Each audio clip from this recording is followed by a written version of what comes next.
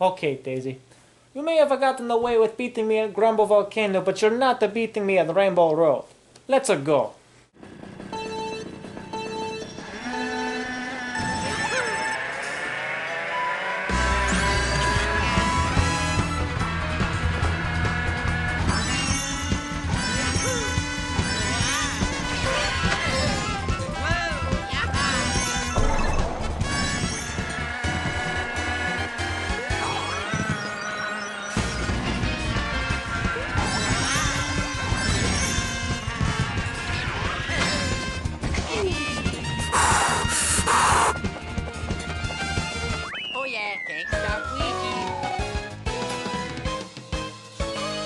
Yes, that's what I'm talking about.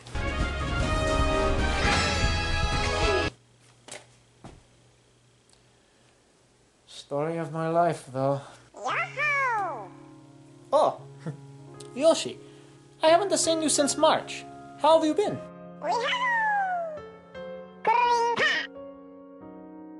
Well, I appreciate you for stopping by. It's a nice gesture.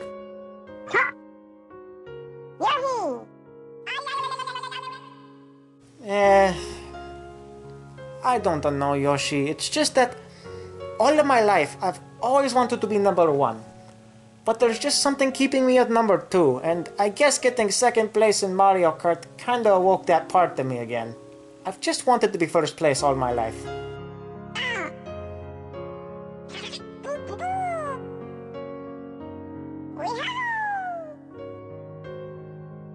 Pretty much. I'm sorry, Yoshi. I'm gonna stop letting that interfere with my life. Just because I may be a second place in the Mario universe doesn't mean it's going to change me. Yahoo! Yahoo! Oh, you're right. Should probably get started on that. Let's see. I don't have my phone. How am I supposed to tell what game to play?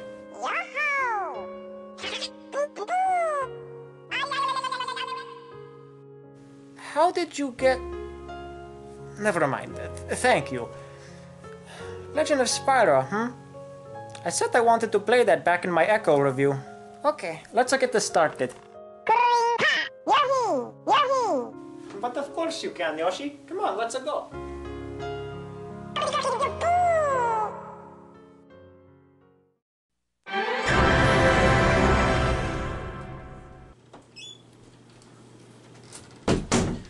So, Spyro, everybody's favorite purple dragon.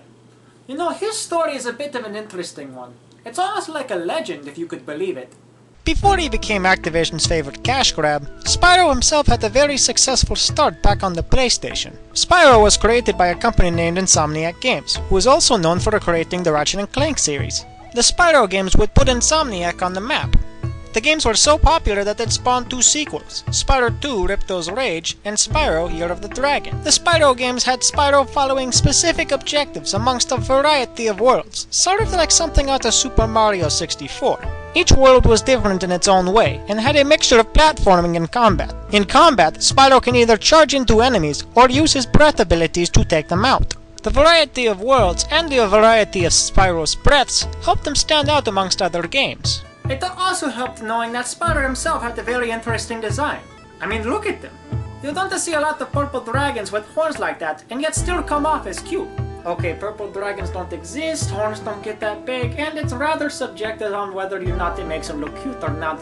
But the point is, it helped him stand out as a mascot along the likes of Sonic the Hedgehog, Crash Bandicoot, or even my brother Mario. Insomniac Games unfortunately left Spyro in 2000 to work on other projects. Other companies stepped in and made some pretty mediocre Spyro games, and after a while, Spyro kinda disappeared from the PlayStation. That all had changed on October 10, 2006, when a company named Chrome Studios released The Legend of Spyro: A New Beginning. The game served as a reboot to the Spyro series, which would eventually lead to the trilogy known as The Legend of Spyro. Now, considering this is a Spyro game, let's keep this a bit short and focus on the things that made Spyro impressive in the first place. Let's focus on the story, the gameplay, and its soundtrack.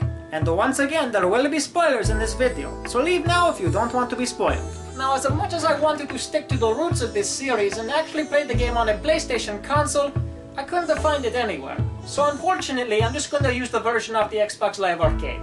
Battery charged, game loaded up. I say I'm all ready to play. What do you think, Yoshi? Where did you get the popcorn? Well, if you say so. Just save some for me, okay?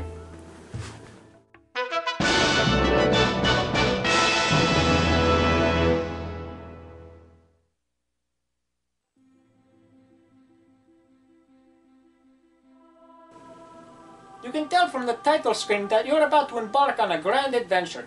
I think it works really well. And I'm not joking when I say that either. As soon as you hear the music to the title screen and see how beautiful the graphics look on the PlayStation and Xbox, you truly feel as if you're about to embark on something new. But as we all know, a game is more than just graphics and music, though it does help. So let's see if this game's story is any good. The game opens up to a fire dragon named Ignitus, who is arriving at a temple filled with dragon eggs. Oh wait, before I continue. A lot of the voice cast in this game are actually real-life celebrities. For example, Ignitus is played by Gary Oldman.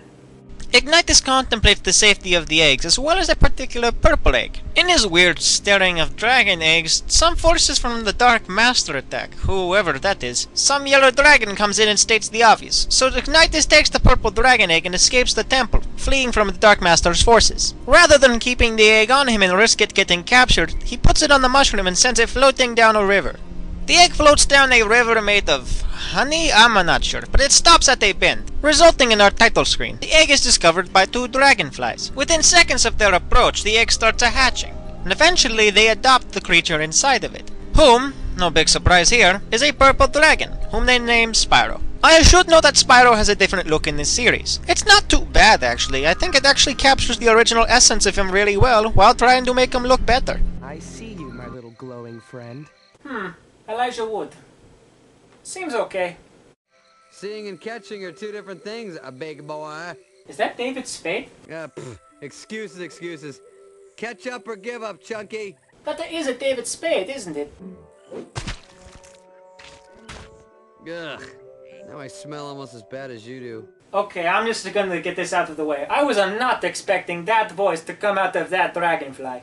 I'm sorry, it's just that Sparks never talked in the old games and it caught me off guard. Anyway, Sparks and Spyro, who believes he's a big purple dragonfly, are playing hide and seek in their hometown forest. Until all of a sudden Sparks is kidnapped by a monkey and is trapped in a cage with bars that he can clearly escape from. Spyro manages to fight off the monkeys, and when it looks like Sparks is about to be harmed, it unleashes his inner rage and apparently draws his fire breath. Needless to say, this draws a lot of questions, and it's at this moment that Spyro's parents tell him that he's not really a dragonfly. Spyro eventually decides to leave home and find out where he actually belongs, alongside Sparks, who decides to come with him. The two of them run into Ignitus, who has been in hiding for the last few months. He gives the game's very rushed backstory and talks about the main antagonist, a black dragon named Cinder. And just as suddenly, they decide to head back to the temple that was attacked in the very beginning. If there's one thing I've noticed in the early parts of the game is that the pacing itself feels pretty rushed. Spyro moves on ahead and clears the enemies outside and inside the temple, once again claiming it for the dragons. Spyro and Ignitus reach a balcony after clearing out the enemies, where Spyro seems to be shocked by a beautiful looking sky. I don't know, maybe they were supposed to put fortresses or smoke in this scene, but it looks pretty nice actually. And they devise a plan of rescuing the other three dragons that served alongside Ignitus so they could take on the Dark Master and Cinder. You will then head into a room that serves as the game's training area. You will better get used to this place because you're going to see it 4 times. After that, Ignitus teaches Spyro the basics of flying, and Spyro is on his way to rescue the first dragon. And I've got to say, this flying segment is pretty fun. The level itself is breathtaking, and it's actually quite easy to understand. The problem is that this is one of the only 2 times you'll see it in the game. Unfortunately, this is where the game's storyline starts to dip a bit in terms of quality and starts getting a little bit repetitive. Here is how the story goes throughout the next couple of hours. Go through the level. Fight the boss. Rescue a dragon. Go to the training area with said dragon. Go on to the next level. Fight the boss. Rescue the dragon. Train with that dragon. Move on to the next level. Find the boss. You get the idea. It is a bit of a disappointment, considering how interesting the beginning was. You can see the storyline stumble as you move along trying to rescue the dragons because there's really little backstory given to you amongst every break you get. Other than the very rushed backstory that Ignitus gives you in the beginning, you're not given much else. Heck, even after the training areas, you're sent right off into the next area. You don't even get to explore anything. Though that might just be a personal issue. And that even after you save the last dragon, you still have to go through a training area. And then you have to go to the next level just to save Ignitus, who had saved a Spyro earlier in the last level. And it's at this moment that the game suddenly remembers that this game actually has a plotline. So after Spyro navigates Cinder's forces and manages to beat Cinder once, who happens to be female by the way, Ignitus finally decides to reveal the truth. Yay, more backstory! As it turns out, after Ignitus puts Spyro's egg into the river, he goes back to the temple to find all of the dragon eggs smashed. Except for one. As it turns out, it happens to be Cinder's egg.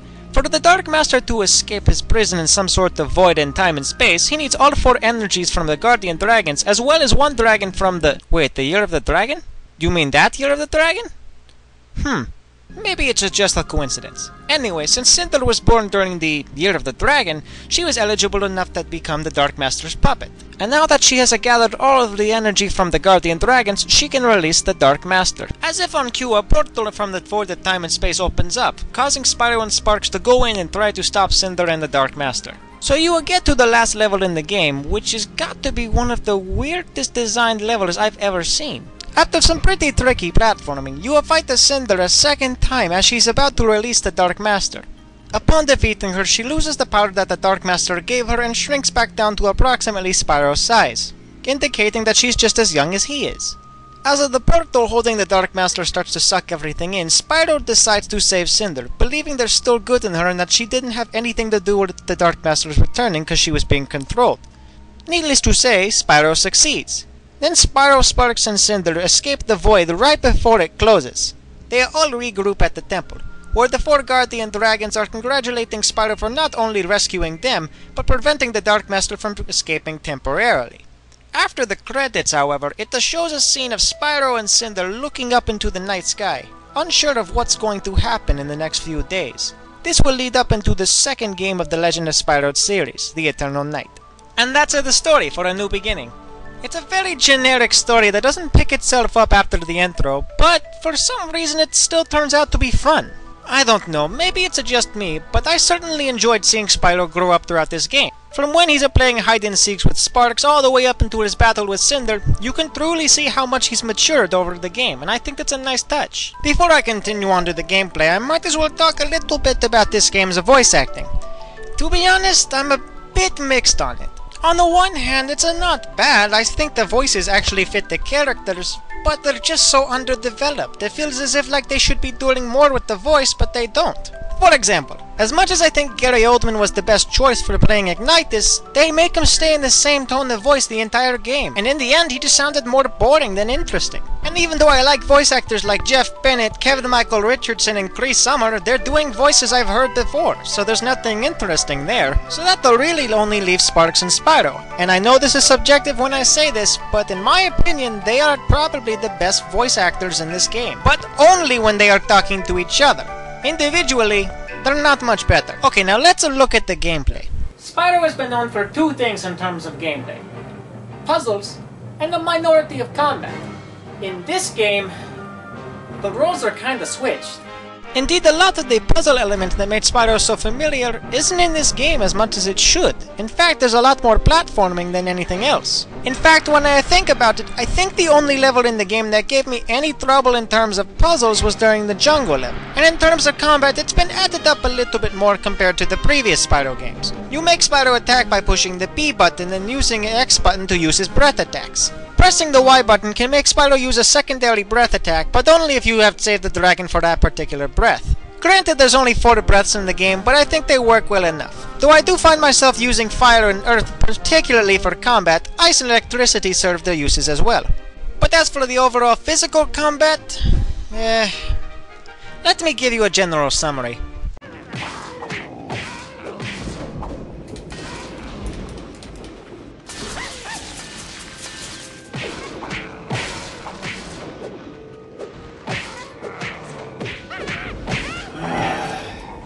So bored. So yes, despite the things they add to the combat to make it more interesting, it gets repetitive really quickly.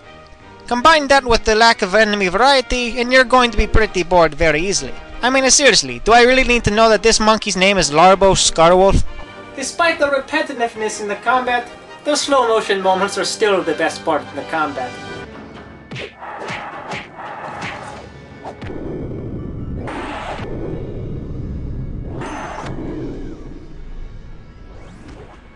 To say I never get tired of that. With that said, let's move on to the short portion of this review, the game's soundtrack. What made the original Spyro soundtracks so unique was the fact that they were done by Stephen Copeland, the former drummer of the Police. He had very unique ways of making the songs sound memorable in the older Spyro. He could play something really well and added a nice collection of music to it. He also used techniques such as playing very badly on purpose, and then editing everything into something good. The soundtrack to this game isn't made by Stephen Copeland though. In fact, the ones in this game is an orchestra, and I have to admit, the tracks that are in this game fit the moment really well. The soundtrack to this game is good, nothing really stands out other than the title theme and the boss music. So in short, it's not as memorable as the older Spyro games, but there are some good tracks, so it's not all bad. Okay. I got this done a lot quicker than I thought there was. I could have sworn this game was going to be a lot longer than I anticipated, but turns out I beat the game in approximately 6 to 7 hours. That shouldn't affect the game too much though. Let's go review the game and see how it is. Hey Yoshi, is there any popcorn left? Yoshi, you ate the bowl too? Okay, fair enough. Okay, but I've got to stop fooling around and review the game now. So, you go sleep it off, okay Yoshi? But I don't want to see any eggs in my bed again, you understand me? Just shut up.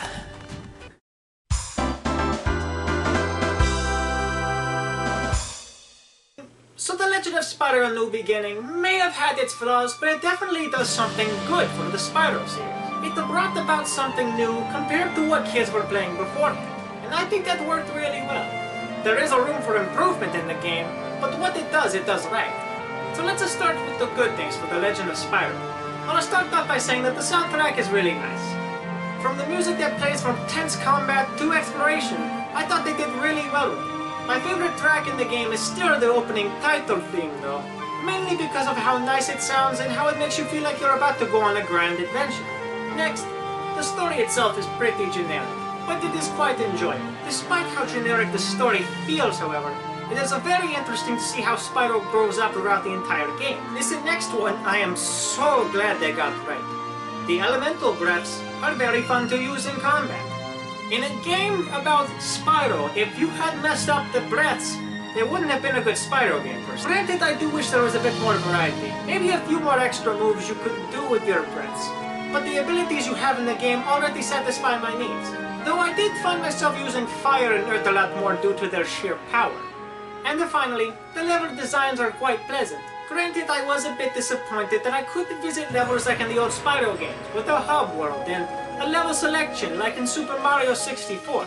They had some puzzles, whether they were hit or miss or not, but they often stuck true to their theme. But there are some bad things about The Legend of Spyro as well.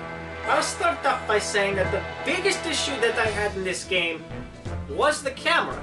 The camera in this game is very frustrating to use and it doesn't follow you around like you think it should. It led up to blocking my view and ended up killing me. This next one is a bit of a minor irk. The voice acting is stale.